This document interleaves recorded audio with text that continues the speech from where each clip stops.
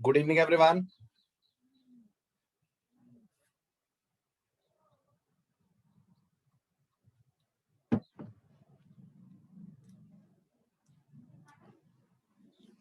Good evening, everyone. Am I audible?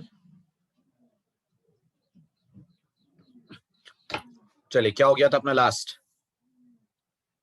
अपन ने implement कर लिया था क्यू को डायनेमिकली, और क्यू के दोनों फंक्शन हो गए थे, इंसर्ट और रिमूव, या एक हुआ था? रिमूव भी हो गया था क्लास में डिस्कस।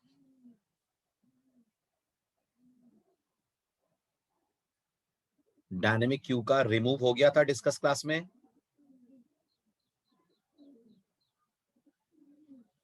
Very good. तो फिर अब आगे बढ़ते हैं। आज बात करते हैं लिंक लिस्ट के अगली एप्लीकेशन की, वेरी इंपॉर्टेंट कोड, और वो है addition of polynomials. Addition of polynomials, ठीक है। अब इसको समझने के लिए, हाँ अनमोल आप टाइप कर दो, मैं देख लेता हूं। अब पहले कॉन्सेप्ट में समझा दूं, आप लोग इसका कोड लिखना, तब तक अनमोल आप अपना कोड टाइप कर देना, आई विल चेक इट। अब हम बात करते हैं नेक्स्ट इंपॉर्टेंट कॉन्सेप्ट की, वो है हमारे पास अगर दो पॉलिनोमियल्स हैं और हमें उन्हें ऐड करना है, तो ये काम आप लिंक लिस्ट की मदद से कैसे करेंगे। तो सबसे पहले तो आप ये सीखिए पॉलिनोमियल को लिंक लिस्ट से रिप्रेजेंट कैसे करा जाएगा। समझ आ रही है मेरी बात? पॉलिनोमियल ऐड तो करेंगे बाद में, उससे पहले क्या करना पड़ेगा, हमें पॉलिनोमियल्स को वाया लिंक लिस्ट रिप्रेजेंट करना पड़ेगा ना। तो सबसे पहले अपन सीखते हैं how can we represent a polynomial using link list. ठीक, तो सबसे पहले तो आप ये बताओ, अगर हम पॉलिनोमियल को लिंक लिस्ट से रिप्रेजेंट करें तो हमें नोड में कितने मेंबर लेने पड़ेंगे, कितने मेंबर की जरूरत पड़ेगी आपको अगर आप पॉलिनोमियल्स को वाया लिंक लिस्ट रिप्रेजेंट करते हैं। तो कोई भी पॉलिनोमियल अगर वाया लिंक लिस्ट रिप्रेजेंट होगा तो कितने आपको मेंबर लेने पड़ेंगे। गुड। तो पहले तो हम सीखते हैं representation of polynomial using link list, फिर बात करेंगे ऐड करने की। ना सपोज आपके पास ये पॉलिनोमियल है 6x², इमेजिन करिए 6x² plus 9x⁻7 plus 8x⁻9, right. ये एक पॉलिनोमियल है आपके पास जिसको आपको रिप्रेजेंट करना है with the help of link list. तो गौर करिए, इसको रिप्रेजेंट करने के लिए आपके हर नोड में अब रखे जाएंगे 3 मेंबर्स। कौन कौन 3 मेंबर्स होंगे जरा बताइए। ये जो 3 मेंबर्स होंगे इनमें से एक होगा कोएफिशिएंट, एक होगा एक्सपोनेंट और एक होगा नेक्स्ट। समझ आ रहा है? ओके, सो कोएफिशिएंट, एक्सपोनेंट और नेक्स्ट। यहां कोएफिशिएंट 6 हो गया एक्सपोनेंट 2 हो गया। नेक्स्ट पॉइंट करेगा अगले नोड को, नहीं हम स्टोर करेंगे इंक्रीजिंग ऑर्डर ऑफ एक्सपोनेंट में।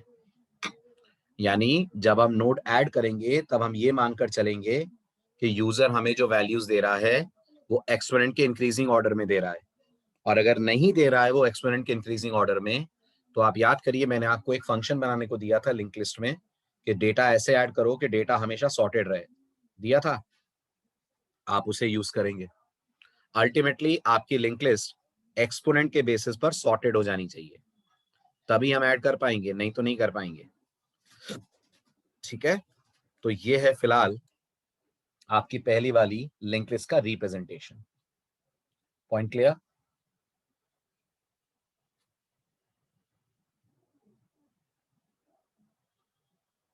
क्लियर? चलो अब बात करते हैं ऐड कैसे होंगे। ये तो रिप्रेजेंट करना सिखाया मैंने आपको। अब अगर हम ऐड करने की एल्गोरिथम समझें, एडिंग टू पॉलिनोमियल्स, अच्छे से देखिएगा, इसी में लॉजिक है आपके कोड का। तो सपोज करिए आपके पास एक पॉलिनोमियल इक्वेशन है 9x² plus 3x to the power 5 plus 4x to the power 6 plus 8x to the power 9।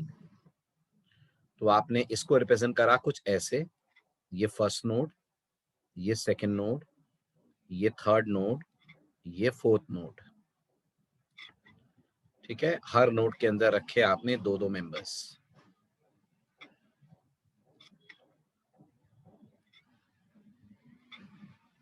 ऐसे यहाँ 9 और 2 है, यहाँ 3 और 5 है, यहाँ 4 और 6 है, यहाँ 8 और 9 है, और यहाँ नल है। ये 4000, ये 3000, ये 2000, ये 1000, यहाँ 2000 होगा, यहाँ 3000 होगा, यहाँ 4000 होगा, यहाँ नल होगा, और इस 1000 को पॉइंट कर रहा होगा बिल्कुल स्टार्ट के जैसा फर्स्ट नाम का एक पॉइंटर। पहला डायग्राम क्लियर?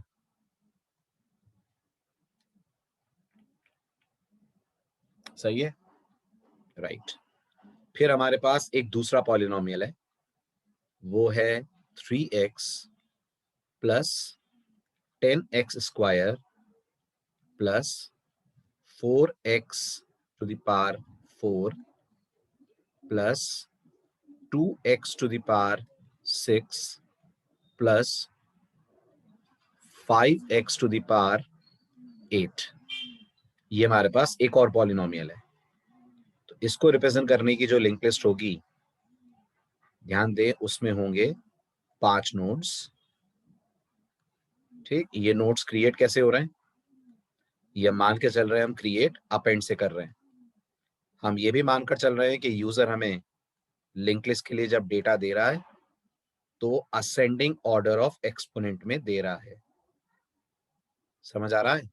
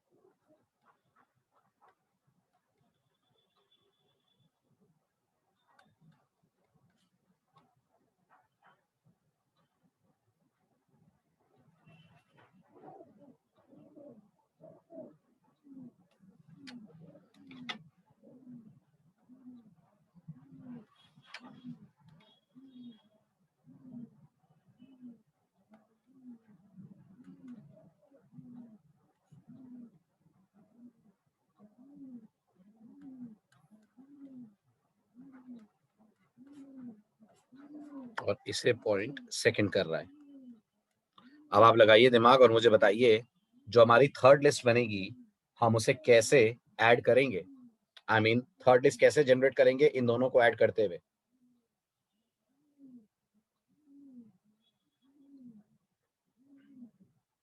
जल्दी जल्दी बोलिए, कैसे करेंगे?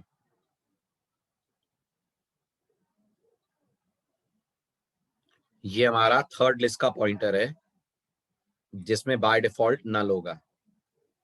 जल्दी जल्दी बोलें फटाफट, डोंट कीप मम। हाँ, ले लिया मैंने एक और पॉइंटर थर्ड। अब क्या करूं? What will be my next step?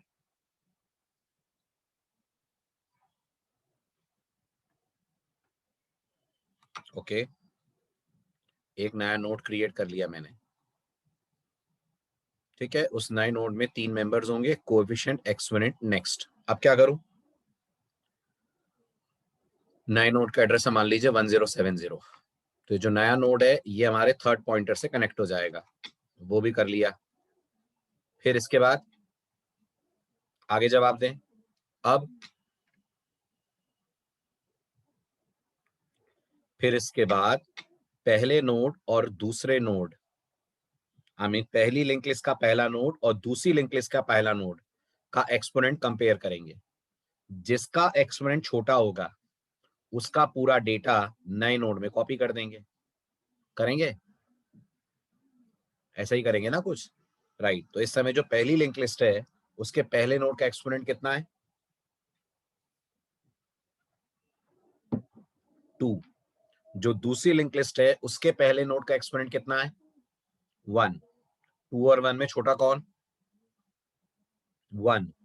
तो जो दूसरी वाली लिंक लिस्ट है हमारे पास उसका डेटा और एक्सपोनेंट यहां कर देंगे अपन कॉपी, और इस पे हमारा एक पॉइंटर सेट होगा जिस पॉइंटर को हम बढ़ा देंगे आगे। मान लीजिए इस पॉइंटर का नाम एस है और एक पॉइंटर होगा टी जो यहां बैठा होगा। ठीक है, अब इसके बाद नेक्स्ट स्टेप में फिर एक नया नोड बनेगा।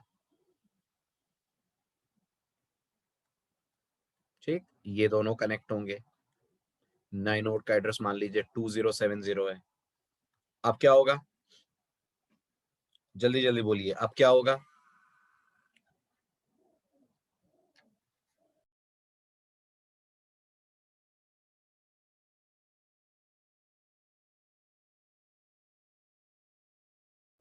आप कंपेयर होंगे दोबारा से एक्सपोनेंट, और इस बार एक्सपोनेंट सेम है।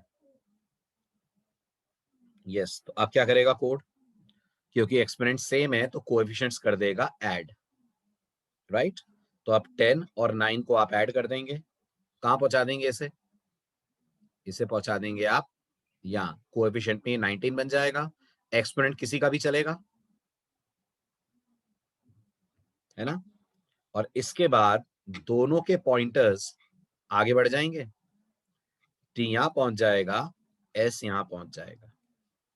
फिर कंपेयर होंगे दोनों के एक्सपोनेंट। इस बार एस का एक्सपोनेंट फिर छोटा है, तो जो नया नोड बनेगा उस नए नोड के अंदर कोएफिशिएंट और एक्सपोनेंट एस वाले कॉपी होंगे जो इस समय 4 4 है। कोएफिशिएंट भी 4 है, एक्सपोनेंट भी 4 है, और ये नया नोड को पॉइंट प्रीवियस का नेक्स्ट करेगा। फिर इसके बाद एस आगे बढ़ जाएगा और यहां से टी आगे बढ़ जाएगा। अब फिर से ये दोनों आपस में कंपेयर होंगे, 4 6 और 2 6। दोनों का एक्सपोनेंट सेम है, 6 और 6, तो दोनों का कोएफिशिएंट पार्ट फिर से ऐड होगा। ठीक है, ये दोनों ऐड होने के कारण बन जाएंगे 6 और 6। तो जो नया नोड बना उस नए नोड के अंदर वैल्यू कॉपी हो जाएगी। सॉरी, टी आगे नहीं बढ़ेगा, टी पहले यहीं रहेगा। तो पहले कॉपी हो जाएगा 4 4। 4 4 कॉपी होने के बाद एस आगे बढ़ेगा और यहाँ 6 है, टी यहाँ पे रहेगा। तो पहले 5 वाला पार्ट कॉपी होगा, फिर 6 ऐड होगा। तो अब कॉपी होगा यहाँ पर 3 और 5। कोएफिशिएंट और एक्सपोनेंट 3 और 5 कॉपी होंगे।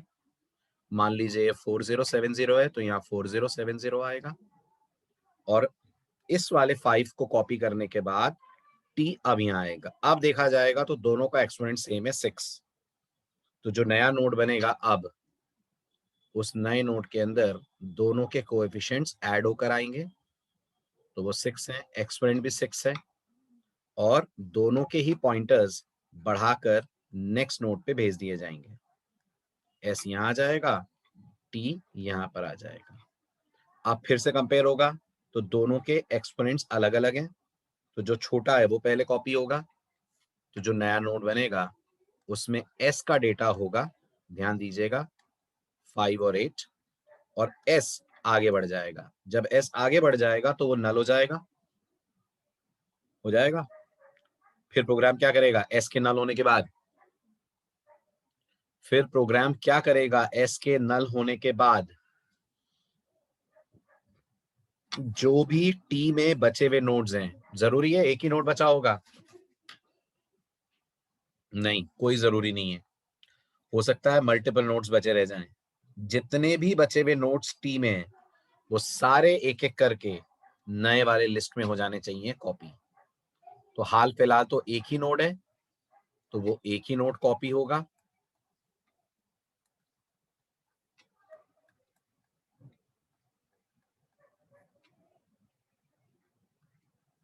ये कोएफिशिएंट एक्सपोनेंट नेक्स्ट में नल होगा, और यहां से कॉपी हो जाएगा 8 और 9।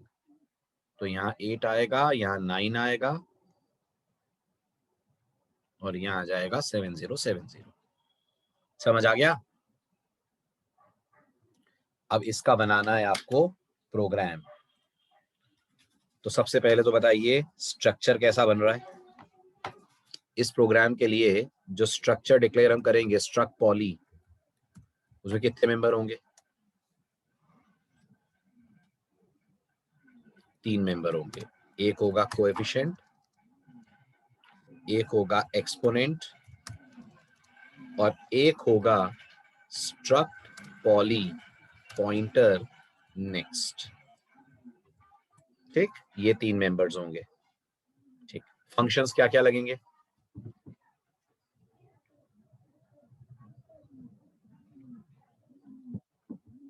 फंक्शंस भी 3 लगेंगे। एक लगेगा अपेंड, एक लगेगा ऐड, और एक लगेगा शो। लगेंगे 3 फंक्शन।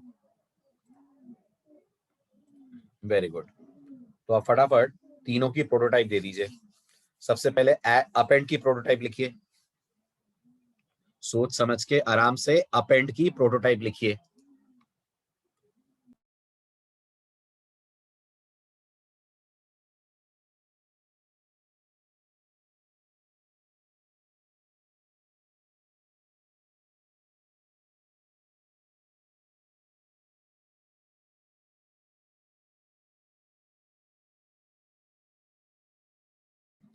लिखिए जल्दी। अपेंड की प्रोटोटाइप में इतना टाइम क्यों लग रहा है? गलत अनमोल, ध्यान से देखो।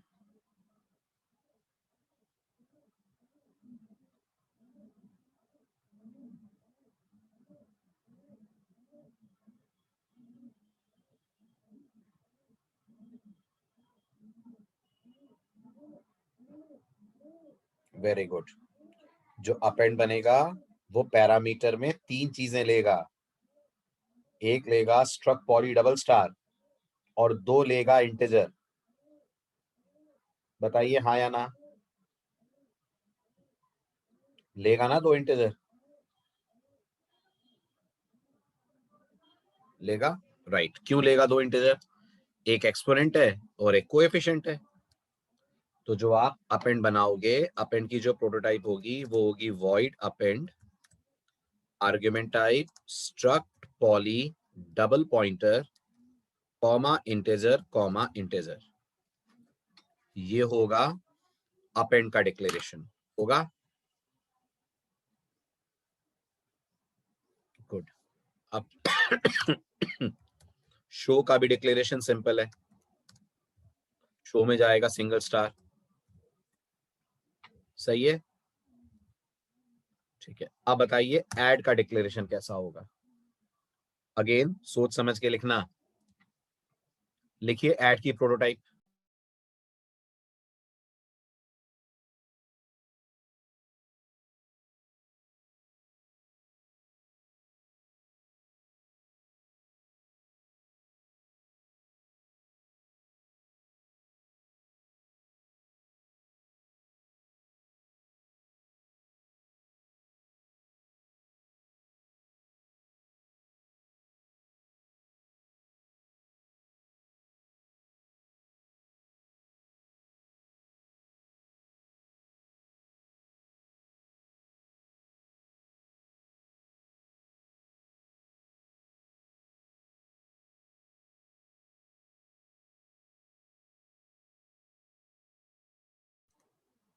ये क्या लिखा है आदित्य?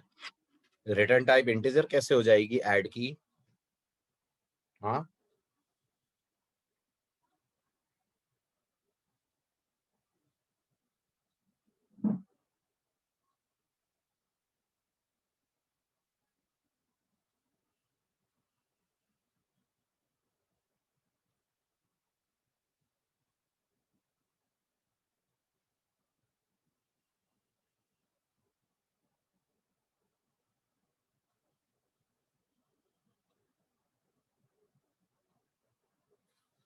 वेरी गुड उमंग। ऐड का डिक्लेरेशन पहली बात तो 3 आर्ग्यूमेंट्स लेगा, दिमाग लगाइए। आप उसे 3 लिंक लिस्ट भेजेंगे, हाँ या ना? बोलिए, भेजेंगे? उसमें जो 2 लिंक लिस्ट होंगी, ऐड उनमें चेंज करेगा?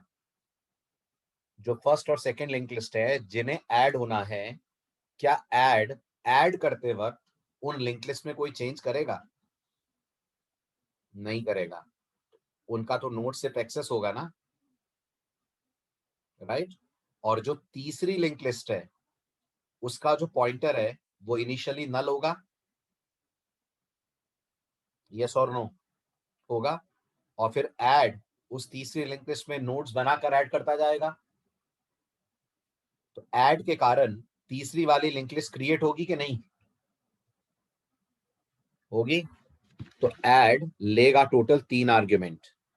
इसमें से पहला आर्ग्यूमेंट होगा स्ट्रक्ट पॉली पॉइंटर, ये पहली लिंक लिस्ट।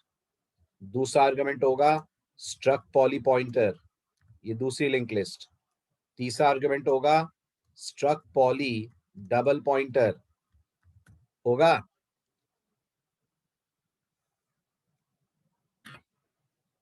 तीसरा वाला डबल पॉइंटर क्यों जा रहा है? क्योंकि तीसरी वाली लिंक लिस्ट आप ऐड में क्रिएट करेंगे। Add is going to create nodes of that third link list. क्योंकि तीसरी वाली लिंक लिस्ट इनिशियली नल जाएगी, ऐड में जाकर क्रिएट होगी, तो फिर उसका तो पॉइंटर का एड्रेस जाना पड़ेगा ना, क्योंकि चेंज हो रहा है थर्ड लिंक लिस्ट में। समझ आ रहा है? नहीं आ रहा है? आ रहा है, वेरी गुड। अब आ जाइए मेन में। मेन में बताइए क्या क्या लेंगे। मेन का डिक्लेरेशन दीजिए। कितने पॉइंटर्स लगेंगे मेन में? 3 पॉइंटर्स लगेंगे। क्या क्या 3? स्ट्रक्ट पॉली पॉइंटर फर्स्ट,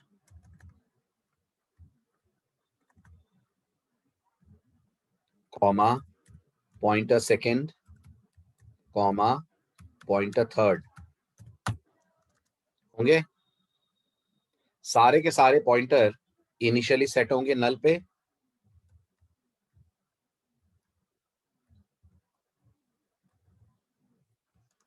ठीक। अब इसके बाद आप कॉल करेंगे पहली और दूसरी लिंक लिस्ट के लिए अपेंड करेंगे।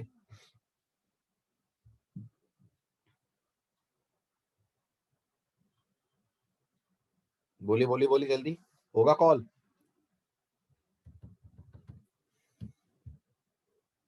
कैसे कॉल होगा? कितने आर्गुमेंट पास करेंगे आप अपेंड को? मान लीजिए आपको ये पहली वाली लिंक लिस्ट अपेंड से बनवानी है, तो आप पास को क्या करेंगे? पहला कॉल आप देंगे 92, दूसरा कॉल 35, 46, 89, ऐसे आपके 4 कॉल जाएंगे तो पहली लिंक लिस्ट तैयार होगी। तो append address of first, comma 9, comma 2, फिर append address of first, comma 3, comma 4, फिर append address of first,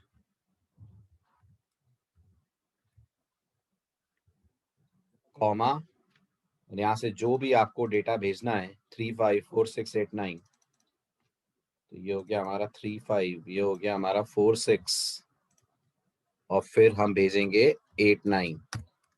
like this our first link list will be created. बिल्कुल ऐसे ही कॉल आप सेकंड के लिए भी देंगे, right? Address of second, comma उसके लिए अपन ने जो डेटा डिसाइड करा है 3, 1, 10, 2, 4, 4, तो यहाँ पास हो जाएगा 3, 1। फिर आप अगला कॉल देंगे append address of second, comma 10, 2, and like this multiple calls to append will be given. ठीक। अब ऐड का कॉल बताइए। ऐड का कॉल बताइए, फटाफट लिखिए। ऐड कैसे कॉल होगा? प्रोटोटाइप आपके सामने है, कॉन्सेप्ट आप देख चुके हैं। Give me the call to add.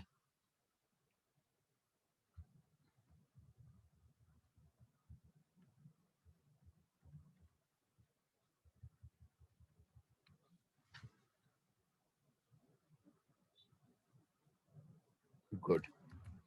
Add में आप पास करेंगे first comma sec comma address of third, और फिर डिस्प्ले कर देंगे आप फर्स्ट को, डिस्प्ले कर देंगे आप सेक को,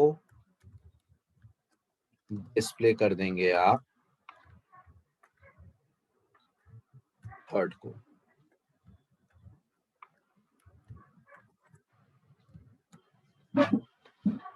या शो, डिस्प्ले की जगह शो, चलिए शो, शो एंड शो। ठीक, अब अपेंड बन जाएगा आपसे। अपेंड में तो कोई दिक्कत नहीं है, अपन ऐड डिस्कस कर लें, है ना। अपेंड तो सेम है जैसे आप पहले भी बना चुके हैं। आते हैं अपन ऐड की कोडिंग पे। तो अब आप मुझे बताइए, ऐड में सबसे पहला काम आपका क्या होगा? What will the first task you are going to do for add? जवाब दीजिए।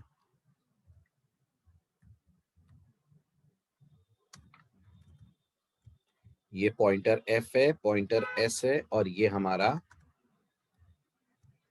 पॉइंटर टू पॉइंटर पीटी है।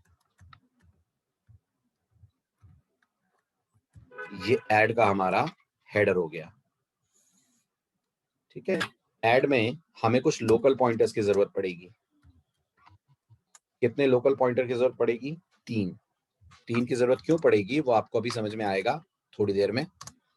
अभी एक तो आपको दिख ही रहा होगा, नए नोड बनाने के लिए चाहिएगा पी।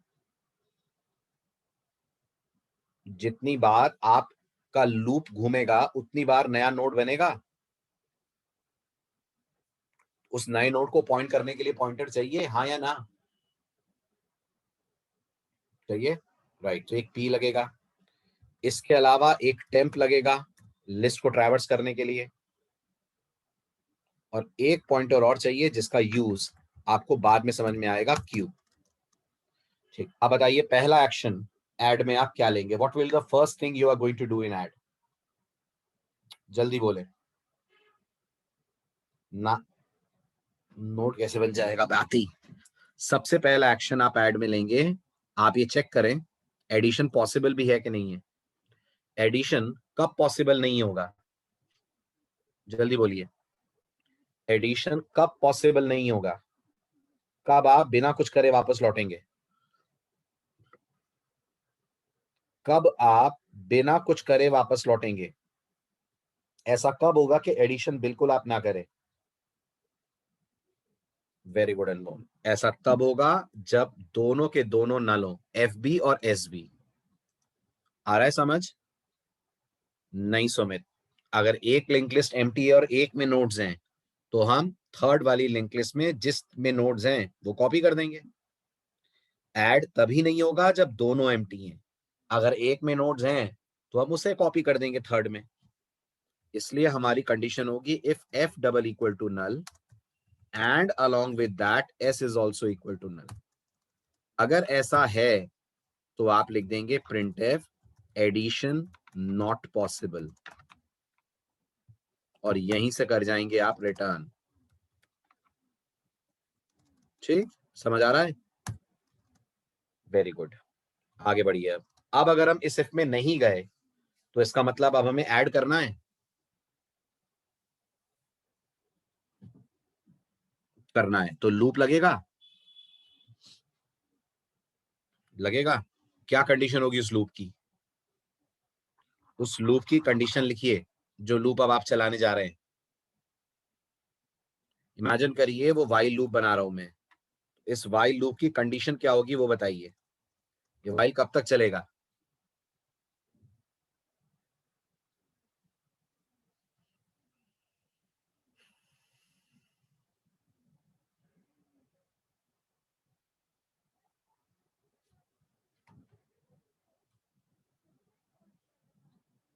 गलत अनमोल, गलत। अगर आपने नेक्स्ट को चेक कर लिया तो फिर लास्ट नोड तो ऐड ही नहीं हो पाएगा। सोचो, हम लास्ट नोड को क्यों छोड़ेंगे? उसे भी तो ऐड करना है। तो क्या होगी कंडीशन? जल्दी जल्दी बोले सभी लोग. Why only few people are responding?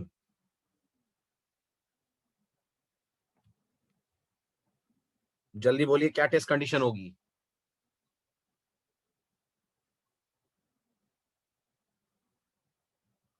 Good. Condition होगी while f is not equal to null and s is not equal to null. यानी लूप हमारा कब तक चलेगा? जब तक दोनों ही लिंक लिस्ट में नोड्स हैं. अगर एक भी लिंक लिस्ट में नोड खत्म हो गए तो लूप रुक जाना चाहिए. बिल्कुल रुक जाना चाहिए. क्यों रुक जाना चाहिए लूप? क्योंकि अगर एक लिंक लिस्ट में नोड्स हैं और एक में खत्म हो गए हैं तो फिर हमें ऐड थोड़ी करना है, फिर तो हमें कॉपी करना है. क्या कहते हैं? अगर एक लिंक लिस्ट में नोड्स हैं और एक में खत्म हो गए हैं तो हमें ऐड नहीं करना ना, हमें सिर्फ कॉपी करना है ना, है ना. इसलिए यहां मैंने एंड ऑपरेटर लगाया है. समझ आ रहा है? गुड. अब बताइए इस लूप के अंदर आकर पहला टास्क क्या होगा? अंदर घुसते ही पहला काम क्या करेंगे हम?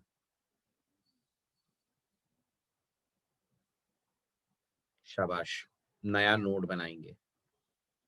तो अंदर आते ही मैंने एक नया नोड बना लिया by saying p equal to struct poly pointer malloc size of struct poly.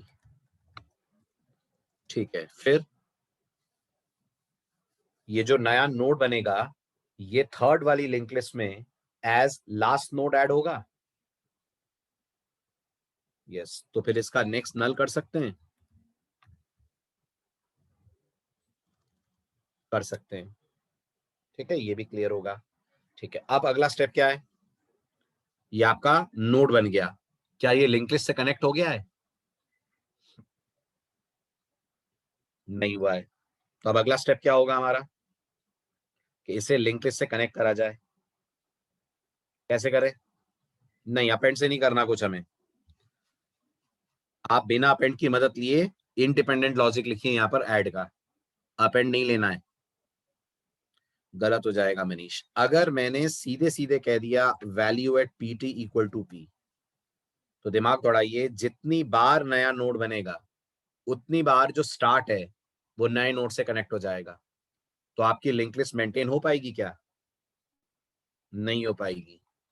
पिछले नोड्स छूटते जाएंगे और नए नोड से स्टार्ट कनेक्ट होता जाएगा. तो आपकी लिंक लिस्ट मेंटेन ही नहीं हो पाएगी. सही कह रहा हूं?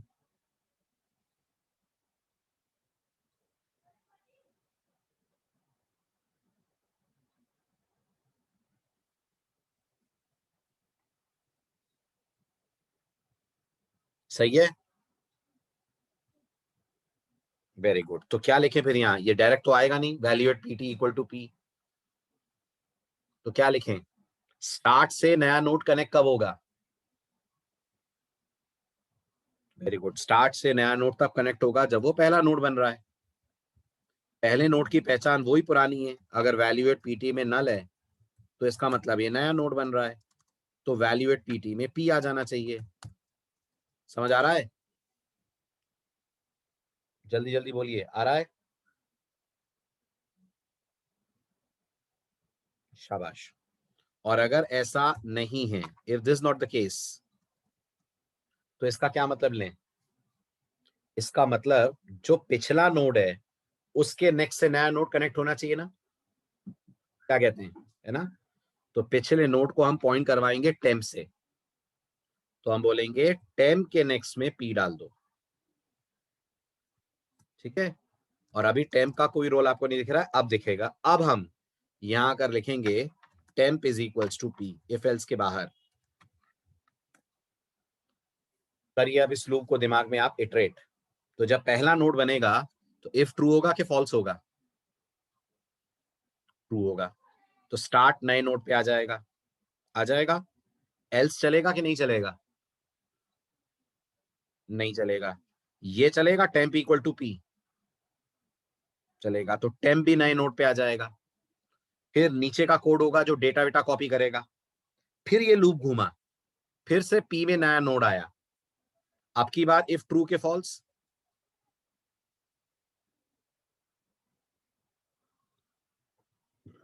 अब की बार इफ फॉल्स, अगर इफ फॉल्स है तो एल्स चलेगा,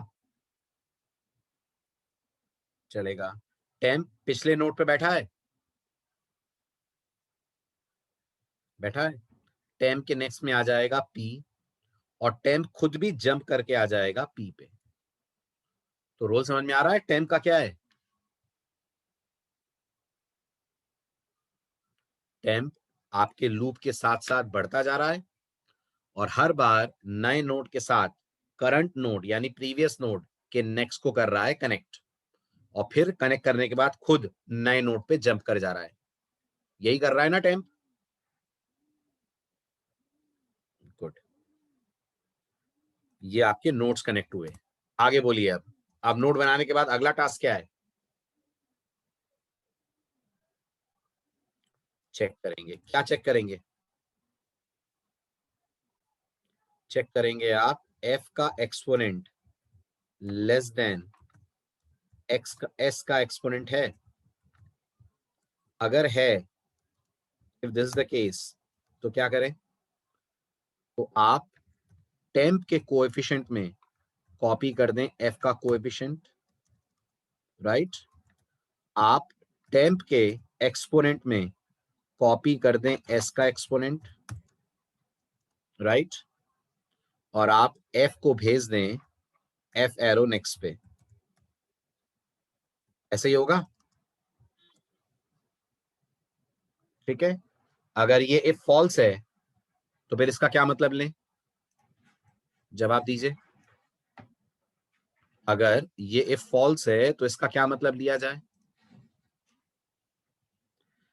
if this is false then check for the reverse condition, कि क्या s का exponent less than f arrow exponent है। अगर ऐसा है तो टेम्प के कोएफिशिएंट में कॉपी कर दीजिए s का कोएफिशिएंट,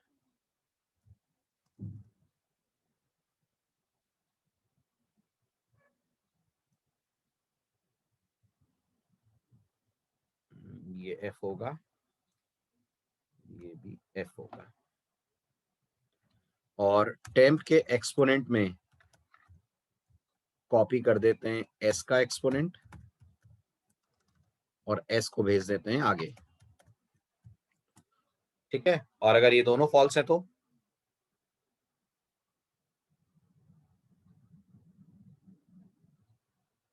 क्या करें? तो फिर टेम्प के कोएफिशिएंट में कॉपी कर दें f का कोएफिशिएंट प्लस s का कोएफिशिएंट, दोनों का कोएफिशिएंट कॉपी कर दिया जाए। टेम्प के एक्सपोनेंट में कॉपी कर दें s का एक्सपोनेंट, करेक्ट। किसी का भी कॉपी कर सकते हैं, और f को भी आगे बढ़ा दें, और s को भी आगे बढ़ा दें। ऐसे ही करेंगे।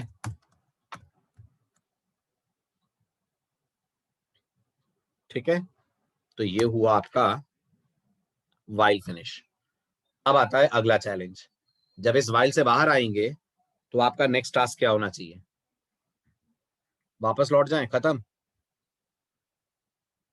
इस वाइल से बाहर आने पर वापस लौट जाएं, फिनिश।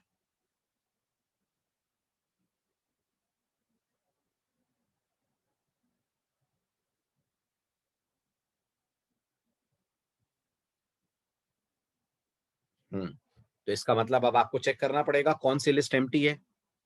ठीक है, चेक कर लेंगे अपन कौन सी लिस्ट एम्प्टी है। वो तो इफ लगा के चेक हो जाएगा ना। ये चेक करना पड़ेगा ना कौन सी लिस्ट एम्प्टी नहीं है। हाँ, s equal to S arrow next, ये होगा। बोलिए। चेक ये करना पड़ेगा ना कौन सी लिस्ट एम्प्टी नहीं है, उसके बचे हुए नोट्स कॉपी कर देने हैं थर्ड में, राइट। ठीक है, तो कोड बता सकते हैं? कैसे लिखेंगे कोड?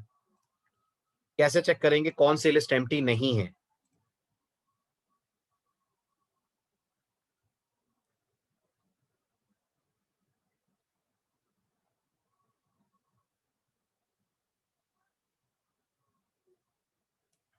ठीक है, तो आप इफ से बाहर आकर लिखेंगे if F is not equal to null. अच्छा, अगर ये ट्रू हुआ तो क्या करेंगे?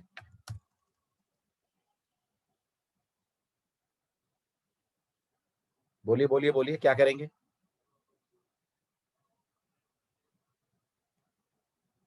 मतलब फिर एक लूप चलाएंगे?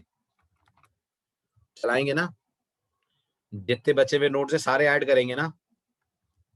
तो यहाँ फिर while F is not equal to null की कंडीशन आएगी। फिर यहाँ पर आप लॉजिक लिखेंगे ऐड करने का, लॉजिक टू ऐड नोड्स, होगा ना। और सोचिए, अगर ये इफ फॉल्स है तो फिर आप ये चेक करेंगे S not equal to null, और फिर इसके अंदर भी आपको ये कोड रिपीट करना होगा कि नहीं? कनकैट कर देंगे, मतलब अगर आप कनकैट कर देंगे तो फिर मान लीजिए फर्स्ट वाली लिंक लिस्ट में कोई चेंज आता है तो थर्ड वाली भी चेंज हो जाएगी। कनकैट करने को तो बोल ही नहीं रहा मैं, ऐड ही करना है आपको। लेकिन आप मुझे एक बात बताइए, इस कोड में रिडंडेंसी नहीं दिख रही आपको? आप इफ और एल्स में सेम कोड रिपीट कर रहे हैं, कुछ ऐसा नहीं कर सकते कि हमको ये लूप एक ही बार लगाना पड़े? सोचो, कुछ ऐसा नहीं कर सकते क्या कि हमको ये लूप एक ही बार लगाना पड़े? ये जो अंदर लूप लगा हुआ है, आपने इफ में भी एक वाइल लगाया है, एल्सिफ में भी एक वाइल लगाया है, ये एल्सिफ वाला while S not equal to null का वाइल है। ये दोनों जो वाइल लगा रखे हैं अपन ने, क्या इन दोनों की जगह एक वाइल से काम नहीं चला सकते?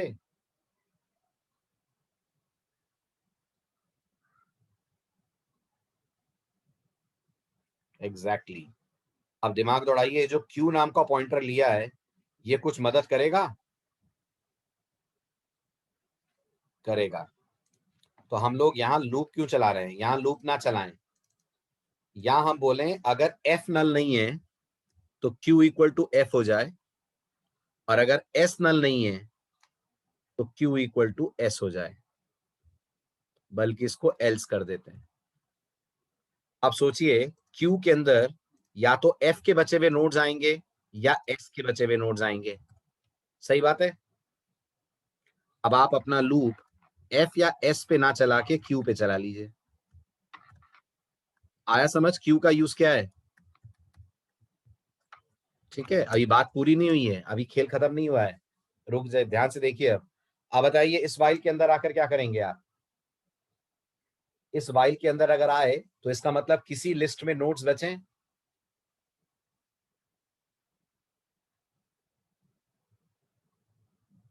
यही मतलब है ना। ठीक, अब आप क्या करेंगे, नया नोड बनाएंगे।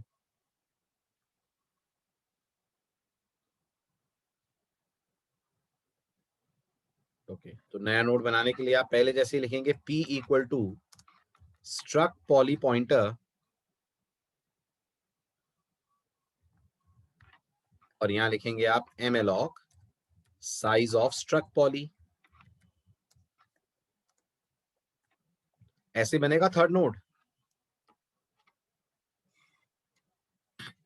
ऐसे ही बनेगा ना नया नोड। ठीक है, ये भी कंफर्म है कि कोएफिशिएंट में q का कोएफिशिएंट कॉपी होगा, है ना। और ये भी कंफर्म है कि एक्सपोनेंट में q का एक्सपोनेंट कॉपी होगा, सही है। ओके, फिर इसके बाद क्या करें? p के नेक्स्ट में नल डाल दें, ये भी कंफर्म है, राइट। फिर इसके बाद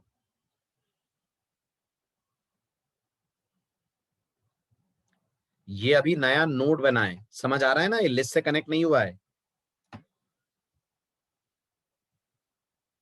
अब क्या करें, नए नोड को बनाने के बाद इसे लिस्ट से कैसे जोड़ें?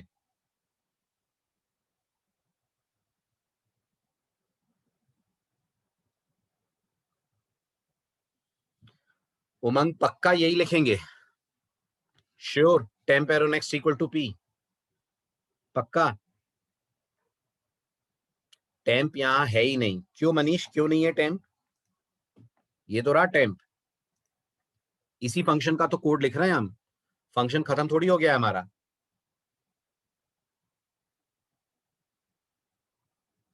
प्रॉब्लम ये नहीं है, प्रॉब्लम ये है, क्या ऐसा हो सकता है कि आपकी फर्स्ट लिस्ट में नोड्स हो और सेकंड में ना हो? बताओ, ऐसा हो सकता है? हो सकता है। इसका उल्टा भी हो सकता है, फर्स्ट लिस्ट में नोड्स ना हो और सेकंड में हो। जल्दी जल्दी बोले यस नो। सो रहे हैं, आधे को तो नींद आ रही है मुझे लग रहा है। जल्दी जल्दी बोले यस नो। हो सकता है कि नहीं? तो अगर एक लिस्ट में नोड्स हुए और एक में नहीं हुए तो ये वाइल लूप चलेगा? ये जो पहला वाला वाइल लगा रखा है अपन ने,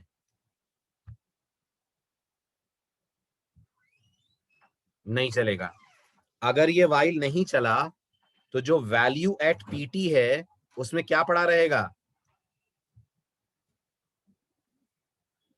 नल।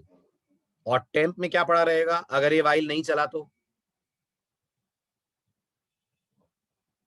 अगर ये वाइल नहीं चला तो टेम्प में क्या पड़ा रहेगा?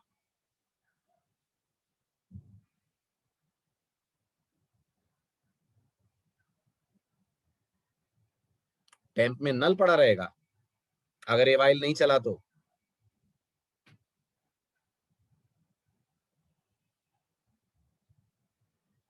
मैं वही तो समझा रहा हूं उमंग, अगर आपने उस लिस्ट के बचे हुए नोट्स पॉइंट करवा दिए, सोचिए ध्यान से, तो कल को जब आप नोट्स डिलीट करेंगे तो फर्स्ट में से जाएंगे तो थर्ड में से भी चले जाएंगे, तो ये तो गलत हो गया ना।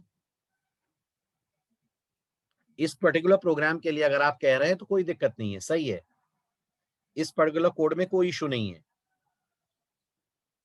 लेकिन अगर आप ब्रॉडर पर्सपेक्टिव में सोचें तो फिर आपने अगर इसको कनेक्ट कर दिया फर्स्ट को थर्ड से, तो फर्स्ट पे करे गए चेंजेस थर्ड पे रिफ्लेक्शन देंगे। हाँ, तो अब मेरे सवाल का जवाब दें सभी लोग। अगर ये वाइल लूप नहीं चला तो टेम्प में क्या पड़ा रहेगा? तो टेम्प में पड़ा रहेगा गार्बेज। तो फिर अगर टेम्प में गार्बेज पड़ा रहेगा और स्टार्ट में नल पड़ा रहेगा, तो फिर ये नया नोड कैसे कनेक्ट होगा?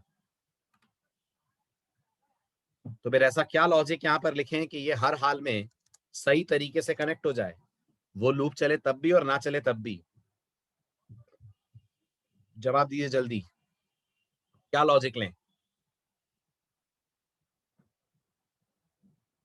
शाबाश, इफ लगा ले। क्या होगी इफ की कंडीशन? क्या लिख दें इफ में? इफ क्या? Good. If value at PT double equals to null. तो अगर ये इफ ट्रू है, इसका मतलब जो पहला वाइल लूप था वो चला ही नहीं बिल्कुल, सही है? यस, तो इसका मतलब ये पहली बार नोड बन रहा है थर्ड लिंक लिस्ट के लिए। यस, ये पहली बार नोड बन रहा है। तो अगर ये पहली बार नोड बन रहा है तो वैल्यू एट पीटी में पी डाल दीजिए। ठीक, अगर ये इफ फॉल्स है, इसका मतलब वो वाइल लूप कम से कम एक बार चल चुका है। अगर ये इफ फॉल्स है तो इसका मतलब जो पिछला वाला वाइल लूप है वो कम से कम एक बार चल चुका है। तो इसका मतलब टेम्प किसी ना किसी नोड पे होगा। तो फिर हम कह सकते हैं टेम्प के नेक्स्ट में स्टोर कर दीजिए पी, और टेम्प को भी कनेक्ट कर देते हैं पी से। समझ आया?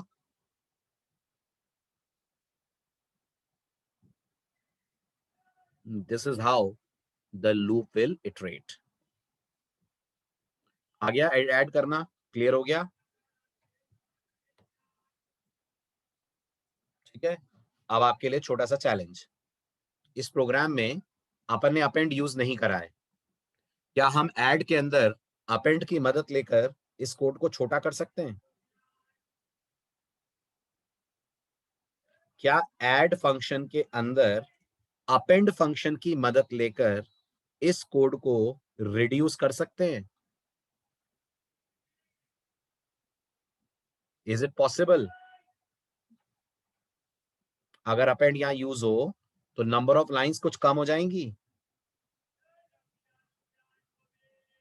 तो अब आपका चैलेंज यही है, आपको इस ऐड को रीडिजाइन करना है और ऐसे करना है कि आप इसमें अपेंड यूज करते हुए कुछ कोड कम कर पाए, कुछ नंबर ऑफ लाइंस कम कर पाए। हो पाएगा?